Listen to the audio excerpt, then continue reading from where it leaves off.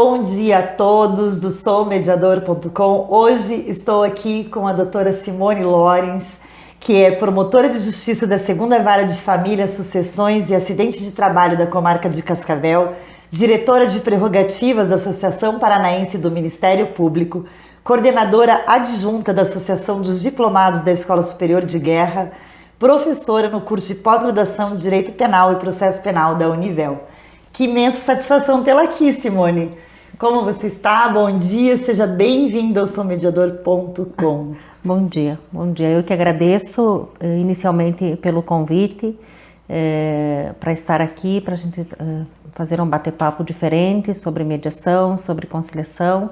Agradeço pelo carinho da Luciana em ter me chamado e assim, apesar de não conhecer muito este projeto, mas vou aderir a este projeto do soumediador.com porque efetivamente temos que achar uma maneira mais conciliatória, mais equânime para a gente poder resolver os nossos conflitos, que não sejam só os conflitos judiciais, mas enfim os conflitos e as situações que nós enfrentamos no dia a dia.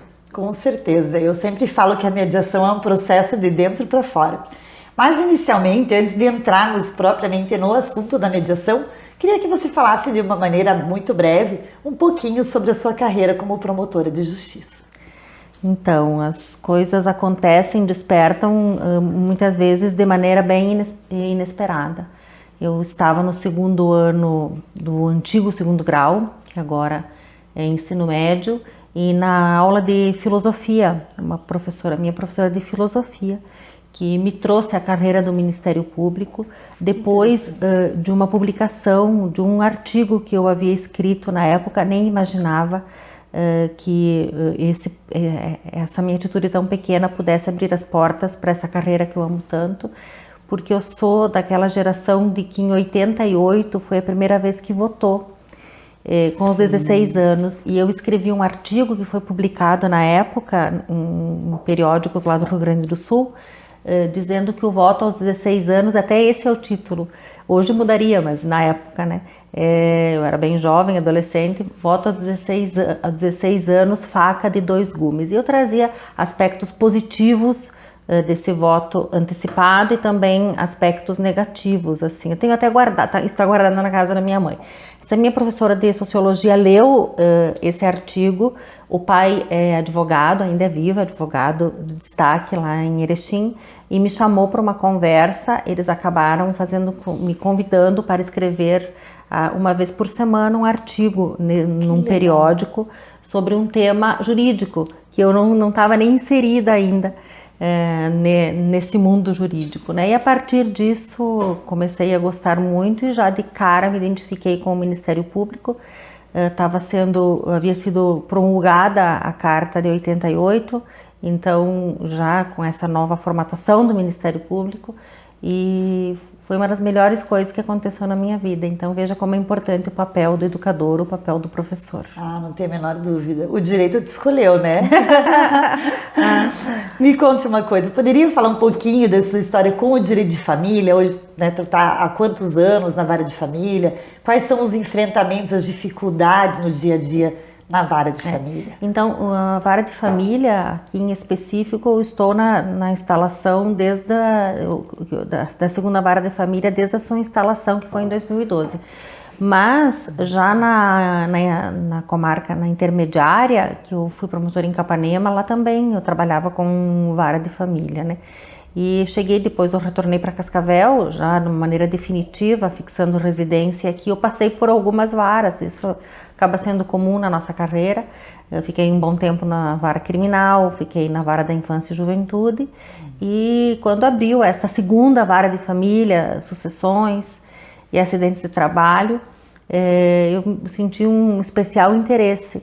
Até porque se pega o serviço desde o início, acaba tendo um pouco mais de continuidade. A minha intenção era e é continuar morando na comarca, então também foi uma coisa que aconteceu, a gente não se programa, né?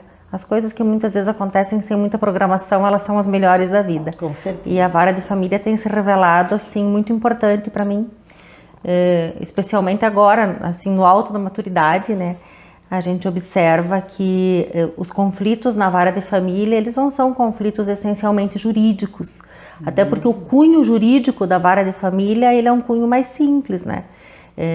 Tratamos aí guarda, alimentos, visitas, divórcio. Mas muito importantes, digo no aspecto jurídico. Sim. Mas por outro lado, eles estão inteiramente ligados no nosso dia a dia. Por mais que a gente tente fazer com que as outras áreas fluam bem, se na área da família a coisa não está de uma maneira harmoniosa e tal, evidentemente que isso tem influência em todas. Então ela tem uma interlocução. Eu não estou diminuindo a área de família, estou dizendo que o aspecto jurídico não é tão, né? não é tão complexo, em outros aspectos, mas ela tem um aspecto humano, não é? Que efetivamente ele tem uma interligação com todas as áreas da nossa vida. Então hoje eu sou uma apaixonada pela vara de família, pelo direito de família. Eu tive a sorte de ter sido aluna da professora Maria Berenice Dias, que para mim é assim, uma pessoa espetacular. Uma grande referência. Lá do Rio Grande do Sul. Então também me serviu como inspiração hoje para o trabalho. A doutora Maria Berenice Dias quebrou com muitos paradigmas em relação ao direito de família, né? Houve uma maior inclusão em relação à família e certamente concedeu mais direitos, né? Atendendo ao que a Constituição Federal de 88 já prevê. Mas é que às vezes os direitos não saem do papel, né? Sim. E a gente tem que batalhar para que... A professora Maria Berenice Dias é uma mulher muito à frente da sua época. Do seu muito tempo, à frente, certamente. muito à frente. Fez muito bem, né? Ainda continua, hoje ela advoga, mas assim, quando esteve no judiciário, fez muito bem para muitas famílias. E assim, a vara de família tem uma característica muito peculiar, que tudo chega antes na família. Eu não digo nem na vara da família, mas chega na família. Então, se a gente entra com a cabeça um pouco mais fechada, com o coração um pouco mais duro, a gente tem um pouco de dificuldade de trabalhar. Ela é de vanguarda, não pode, assim, inegavelmente é uma área de vanguarda, né? Ali que se reconhecemos quando não existia ainda regulamentação legal, as uniões homoafetivas. Antes disso, que se reconheceram as uniões estáveis antes de estar lá preconizado na Constituição, e se fazia primeiro nas varas cíveis. Sim. Depois houve toda uma transformação, uma grande evolução, não desmerecendo as varas cíveis, mas no cível se trata mais contrato, se trata mais a questão dinheiro, mercantil do negócio, né? Sim. E na vara de família a gente tem que ter essa conotação um pouco mais humana, né? Não que na vara civil não se tenha que ter, né? Todas, né? Mas é que, como você bem colocou, os conflitos familiares, eles respingam em outras vertentes, né? Sim. Um conflito familiar vai respingar em questões contratuais, porque vai mexer também no financeiro de uma família, de certa forma, desestruturar. E pode, inclusive, enveredar até para questões criminais. Então, realmente, o direito de família, ele tem a sua relevância, assim, né? Porque dentro do contexto das relações, nós somos relacionamento, né? Sem dúvida. Nós vivemos em comunidade, em sociedade, nos relacionando. E pegando o gancho dessa questão das relações humanas, dos conflitos e dos conflitos familiares, como que a mediação entrou na tua vida, assim? O que provocou, que mudanças ela trouxe, né? O que você vislumbrou com a mediação? Eu sou ainda do milênio passado, não posso negar isso, né? Eu fui promotora substituta de início de carreira aqui em Cascavel, logo que eu passei no concurso, em 96. E daí era uma figura que existia, o promotor no início de carreira, ele dava uma contribuição para essas comarcas maiores do estado, e eu tive a felicidade, o presente de ter sido apresentada para Cascavel, que assim é a minha casa, hoje é minha casa, há muitos anos é minha casa. E daí, chegando em Cascavel, tinha acabado de ser editada a Lei 9.099, que ela é de 95, né? 95. Então eu cheguei aqui e foi bem na época que tínhamos todos aqueles processos criminais em que haveria necessidade de fazer a proposta de transação penal e também a proposta de suspensão condicional do processo. Não tínhamos ainda vara, os juizados especiais criminais, né? Tínhamos juizados de pequenas causas, que era outra formatação. Sim. E daí, estando aqui em Cascavel e como substituta, e evidentemente a gente nunca pode perder a vontade de aprender, mas isso, no começo da carreira isso acaba tendo uma força maior, né? E daí eu fui convidada por um juiz aqui de Cascavel, me pediu o que você faz terça à noite e quinta à noite. Falei, inquérito, analiso inquérito. Daí ele disse, o que você acha de a gente marcar na terça todas as transações e nas quintas as suspensões, ou vice-versa. Enfim, era terça e quinta. Vamos fazer, a gente pede para um policial, que era o fórum aqui no centro, não era onde é hoje o fórum, era no centro ainda. Ah, eu lembro. Ali na São Paulo. Na São Paulo, aham. E o que você acha disso? Eu falei, para mim, perfeito. E foi uma experiência magnífica. Então, tínhamos um policial, 2 policiais, que nos auxiliavam até para chamar essas pessoas na entrada, fazer o pregão aí na sala de audiências. E a gente tinha todo aquele passivo, né? Então, todas aquelas ações, centenas delas, deixariam de tramitar considerando esses novos institutos. Então, desde o início, eu fui muito apaixonada por esse assunto. Apesar, depois tivemos outra legislação, se trata de uma maneira mais científica, mais aprofundada, mas o embrião da mediação não se tem como negar que foi a 9.099, né? Porque até então, e assim, apesar de que hoje ainda existe um pouco de restrição quanto ao acordo, à mediação, mas o embrião disso tudo foi essa legislação, né? Então, eu me sinto muito à vontade, ela tem um contributo muitíssimo grande especialmente na área de família, e se observa não só a solução jurídica, que honestamente me parece que é o menor problema nessas situações. Com a mediação se tenta resolver o conteúdo de fundo. Porque a sentença, o processo correndo o seu trâmite natural, ele vai ter uma sentença, vai ter o seu fim, mas não necessariamente vai trazer uma resolução dos conflitos, vai trazer uma solução para os problemas que ocasionaram aquele conflito, né? E muitas vezes a gente acaba vendo até o retorno dessas partes ao judiciário, se não pelo mesmo problema, por reflexos daquele problema, porque ele efetivamente não se deu por dirimido, né? A sentença põe fim ao processo, então é uma decisão, mas não necessariamente decide ou atende às necessidades das partes, né? Então isso para nós da vara de família é muito visível, sabe? Evidentemente que tem pessoas que você pode fazer toda a proposta e conversar com a pessoa e deixar ela explanar o problema, mas tem pessoas que não querem um acordo, não querem a conciliação. Essa semana a gente teve audiências, assim, muitas audiências, e algumas até eu saí me questionando. É por coisas muito simples, que não se formulou um acordo que a pessoa sairia de paz, assim, na paz. Ai, é tão bom a paz, mesmo, né? Inclusive, né? Mas daí teve, assim, específico, 2, 3 casos que eu falei não. Eles querem o conflito, eles querem o litígio. Eles querem o domínio, porque entendem que estão dominando alguma situação no que diz respeito aos filhos, tendo esse litígio. Então, evidentemente que nessa hora não é só o direito, não é só a mediação. Essas pessoas precisam de um outro atendimento, precisam de uma outra ajuda, porque eu acho que ninguém quer, não deve fazer bem, né? Você viver sempre com uma contenda, sempre com uma cobrança, sempre com um troço que tu acorda de manhã e vai dormir aquela coisa lá dentro de ti te incomodando, né?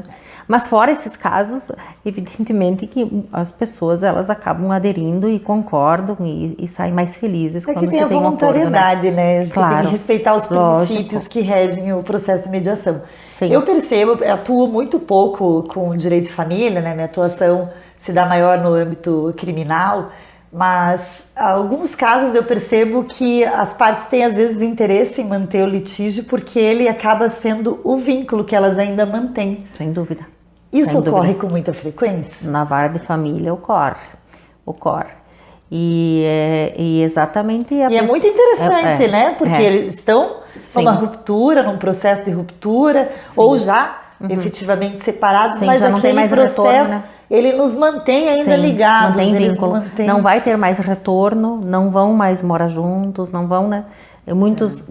Algumas vezes nem moraram juntos, mas é o vínculo, né? Tem o filho, tem a filha, e a gente tem casos bem emblemáticos assim, porque na vara de família hoje todo o viés é pela guarda compartilhada, que é um instituto relativamente moderno. O legislador ele veio e ele mudou a forma como se fazia. Antes nós concedíamos a guarda compartilhada para aqueles casais onde estava tudo, né, super bem, né, aqueles pais, né, ex-casais, aqueles pais que estavam super bem ou que nem um dia viveram juntos, mas são pais daquela criança, tinha uma harmonia. E a legislação veio dizendo justamente o contrário. Quando não há acordo entre eles, aplica-se a guarda compartilhada. A gente até levou um choque quando não se deparou com essa legislação, mas o conteúdo de fundo, a mens legis aqui, é no sentido assim, vai se aplicar a guarda compartilhada, sim, mesmo com briga entre os dois. Por quê? Porque eles vão ter que saber administrar pelo interesse da criança. Então, evidentemente que tem pessoas que compreendem isso, tem dificuldade, compreendem e depois vão trabalhando de uma maneira harmoniosa. Mas tem pessoas que não compreendem e vão litigar sempre. Eu me deparei com casos que eu olho assim, a criança tem 3, 4 anos e eu digo, haverá litígio até os 18. Que triste, né? Que triste. Não que o processo dure esse tempo, que de maneira nenhuma vai durar. Mas que triste, assim, né? Hoje tem o conflito é além do processo. Não, mas continua, pede cumprimento de sentença, vai buscar a criança, não entrega, daí arquiva, daí pede de novo, e daí de propósito ele vai e não paga a pensão daquele mês, daí a mãe vem e fica doida porque não pagou, e assim vai, eles vão se arrastando, não é dessa forma. E é o meio que ainda se mantém ligado. É ruim porque as pessoas acabam até não se libertando para viver outras relações, para viver outros amores, né? Não olham para frente. Eu acho que é bem relevante, eu agora saindo um pouco do papel do mediador, mas entrando no papel do advogado, até o advogado iniciar essa fala com o seu cliente. Sem dúvida. Né, na consulta. Eu falo que tem uma relevância muito grande. Não tem por que nós insistirmos num debate quando nós temos hoje mecanismos de resolução de conflitos que efetivamente, além de trazer maior celeridade, ainda traz uma resposta mais efetiva para as partes. Assim, o papel do advogado é fundamental. Fundamental. Então, assim, a gente já observa no início da audiência o advogado que está disposto a concordar com essa dinâmica do acordo, da composição.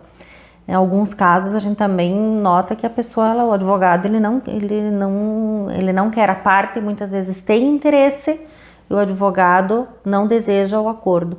Então, por isso que eu acho importante divulgar esse papel da mediação. De forma alguma, o interesse da mediação é diminuir o papel do advogado. O advogado é fundamental para a justiça.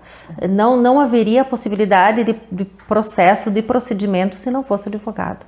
Então, assim, eu acho que é importante também fazer essa divulgação e que exista essa parceria, né, com os advogados. E vai ter casos que vai ter que ter litígio até o fim e vamos. Sem problema, né?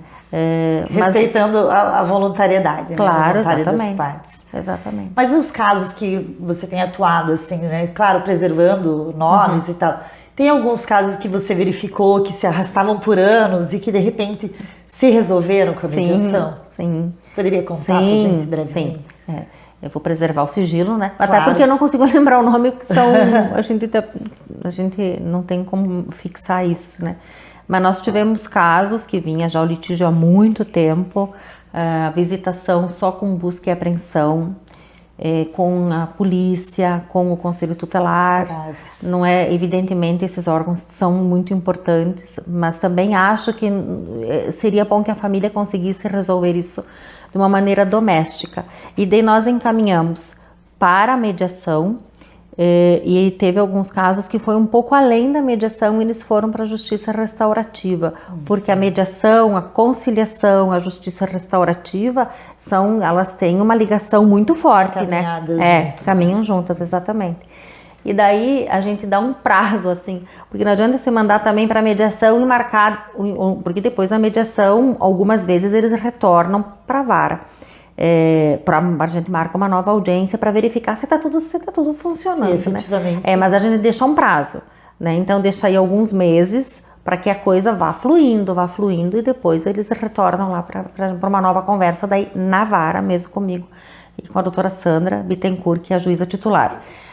Quando você abre a porta da sala de audiência, aquelas pessoas entram, eu tive casos que a gente olha assim, será que são essas partes? Pessoa? São as mesmas pessoas, já na fisionomia, mais leves, né? Mais leves. E como eu falei, a questão jurídica era pequena, mas era o conteúdo do fundo. A mágoa. Na vara de família. Né, que não aparecem ali no processo. A gente teve vários casos. Nós, particularmente, não somos adeptas, eu falo adeptas no sentido, eu e a doutora Sandra, né? A guarda alternada, uma semana na casa de um, uma semana na casa de outro, 15 dias na casa de um, 15 dias na casa de outro, eu acho meio que funcionam até bem, né? Mas com assim, essa dinâmica. eu penso, mas eu também não penso só no casal. Eu penso aí na criança, no adolescente, daí carrega tudo o material, porque daí do colégio, de aula, de natação, de não sei o que, de catequese, vai para casa de um. Na outra semana, tudo para casa de outro. Mas muda toda semana, né? Uma mudança toda semana. Mas nós tivemos casos em que eles acabaram, por encaminhamento da mediação e tal, tomando essa formatação. Se para eles está bem, para a gente também está ótimo. Mas nós não incentivamos. Mas teve situações que a solução acabou sendo essa. Nos outros casos, em muitos casos, se conseguiu chegar a uma guarda compartilhada, fixando uma residência, porque as pessoas pensam, tem guarda compartilhada, não precisa ter residência. Não, vai ter uma residência, tá? Vai ter essa residência, significa que o outro vai ter que pagar alimentos, que também é uma coisa bem complexa. A história dos alimentos é muito complexa. É bem complexa. E, além disso, esse pai que a criança não mora com ele, ou essa mãe, que aqui tem mãe também, que o pai tem o domicílio da criança, ele tem direito, esse genitor tem direito às visitas elastecidas. Então, a gente até orienta, não é o pessoal da mediação, sempre, fixar essas visitas preferencialmente de sexta a segunda, preferencialmente pega na escola, devolve na escola, isso a cada 15 dias. Esse período de sexta a segunda para que tenha um contato maior, né? Contato maior. E fora isso, toda semana, pelo menos um dia, tá? Pegar na escola e devolver na escola. Não só pelo contato, que é extremamente salutar, mas pelas obrigações também, tá? Aqui porque você é mãe também. Você vai ser só de final de semana, daí fica. Final de semana você está mais relaxado. Ou de passeio, ou do pai, né, do shopping, do lanche, né? E assim. O pai das férias, tudo a paternidade, a maternidade, elas envolvem muito mais. Então, até para que ele tenha também a oportunidade de fazer isso para o filho, que o filho perceba isso, que a filha perceba, e que o outro, que já tem o domicílio, ele também tem um momento de folga. Não é tentar manter um pouco de equilíbrio nisso. Então, a mediação tem sido excelente nesse sentido. Excelente, né? Então, a gente só pode agradecer. Até porque a maioria das pessoas que fizeram os cursos, que hoje estão trabalhando nessa área, a grande maioria é voluntário, né? Sim. É um trabalho belíssimo. Ainda é um trabalho voluntário.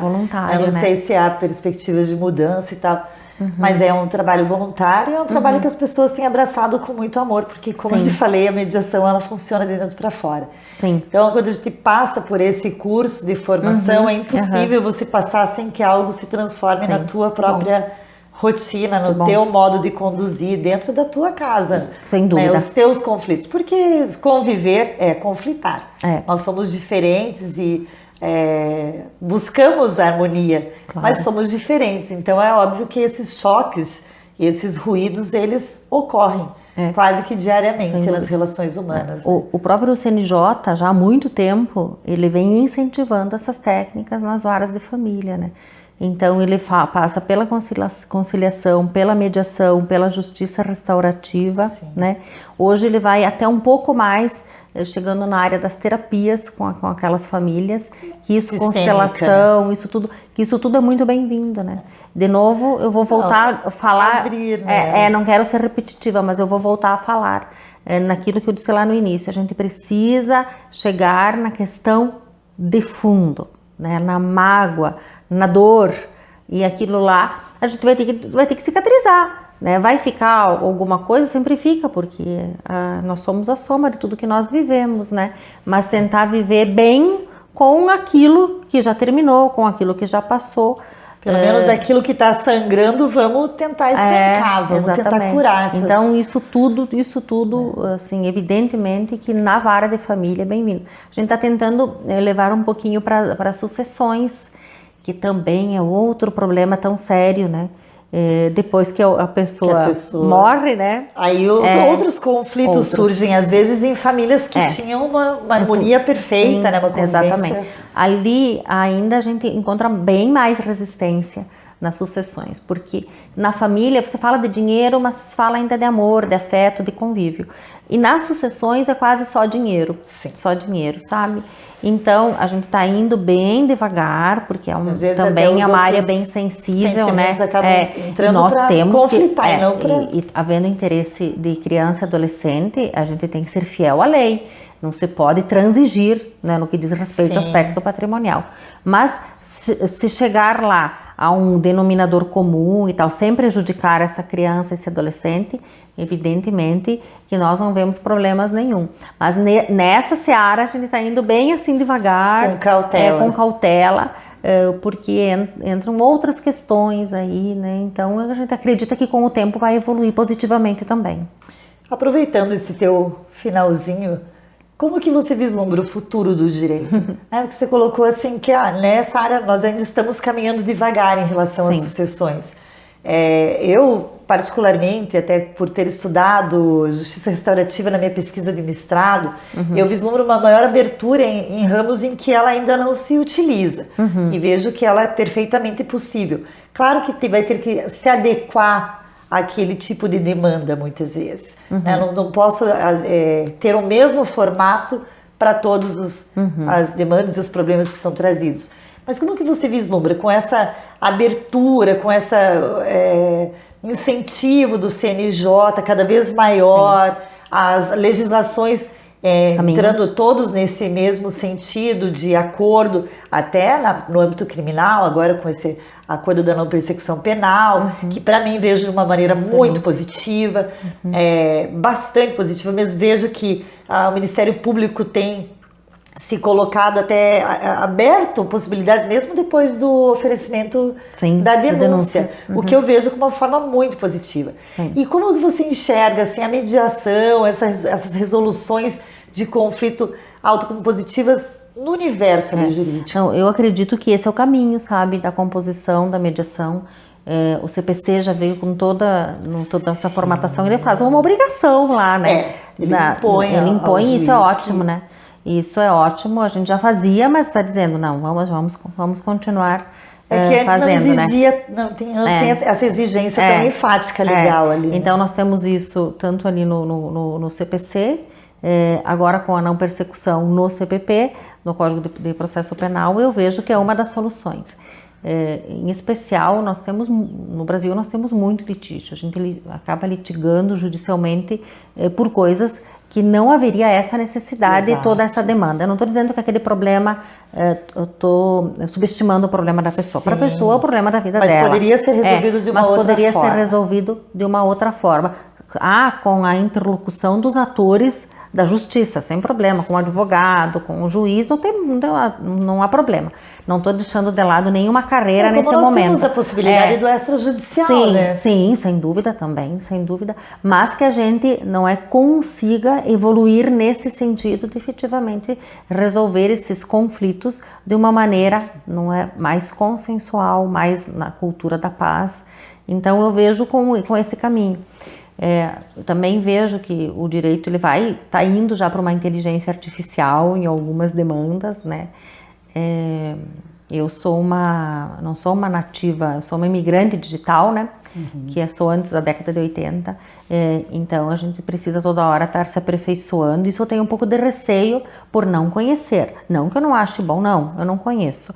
Mas eu sei que se estuda e se caminha para muitas coisas, especialmente essas causas mais repetitivas e tal, que acabam tendo a mesma... Eu acho que essas que não envolvam tanto os conflitos entre as partes ali. Assim, questões assim, mais de banco, por exemplo. Mas a gente observa que se caminha, sim. A gente não pode negar. Eu falo que o direito ele está virando digital, assim, em seus aspectos. Da mesma maneira que eu também não acho prematuro afirmar que nós caminhamos para uma solução diferenciada de conflitos, né? Nós estamos num outro momento, assim, eu não consigo mais enxergar aqueles embates, aqueles processos que se arrastam anos. Também não vejo. Com esse novo formato também e é isso que se busca, né? É isso que a população merece e é isso que se quer também, um dia que se chega a uma solução efetivamente, né, que a pessoa toque a sua vida. Mas eu sou muito feliz, assim, em trabalhar nessa área, sou realizada, também tenho minhas dificuldades, tenho os dias que eu tô mais desanimada, porque isso faz parte, né, do nosso trabalho, mas assim, o Ministério Público efetivamente me realiza, sou muito grata à instituição, estou no Paraná por conta do Ministério Público. No que passei aqui no concurso, imediatamente já decidi, meu Deus, essa terra é muito boa, que apesar de eu gostar muito do Rio Grande do Sul, e todos devem já ter observado até pelo meu sotaque, mas eu sou muito feliz, sou realizada aqui tenho minha família, aqui eu tenho meu trabalho, aqui eu tenho os meus amigos, né? E lá de vez em quando dou uns pulos lá pro Rio Grande para ver minha mãe, para ver meu irmão que mora lá, mas realmente o Paraná é a minha terra abençoada. Ai, que bom! Então hoje nós estivemos aqui com a doutora Simone Lorenz, um prazer novamente estar contigo. Que bom que o Rio Grande do Sul nos trouxe você, o Paraná agradece. Nós do soumediador.com também ficamos muito felizes. Penso que o caminho seja realmente mediar, porque mediar, além de resolver os conflitos, faz bem, nos deixa mais leve e certamente mais felizes. É isso aí. Até a próxima.